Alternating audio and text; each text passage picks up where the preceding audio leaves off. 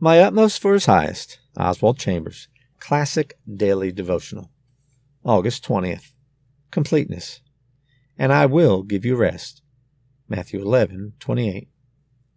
Whenever anything begins to disintegrate your life with Jesus Christ, turn to Him at once and ask Him to establish rest. Never allow anything to remain which is making the dis-peace.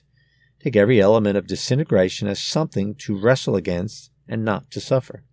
Say, Lord, prove Thy consciousness in me, and self-consciousness will go, and He will be all in all.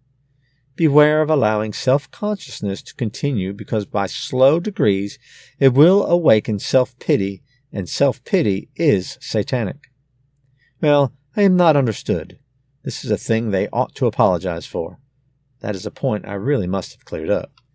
Leave others alone and ask the Lord to give you Christ consciousness, and He will poise you until the completeness is absolute. The complete life is the life of a child. When I am consciously conscious, there is something wrong. It is the sick man who knows what health is. The child of God is not conscious of the will of God because he is the will of God. When there has been the slightest deviation from the will of God, we begin to ask, what is Thy will? A child of God never prays to be conscious that God answers prayer. He is so restfully certain that God always does answer prayer. If we try to overcome self-consciousness by any common-sense method, we will develop it tremendously. Jesus says, "Come unto me, and I will give you rest," i.e., Christ consciousness will take the place of self-consciousness.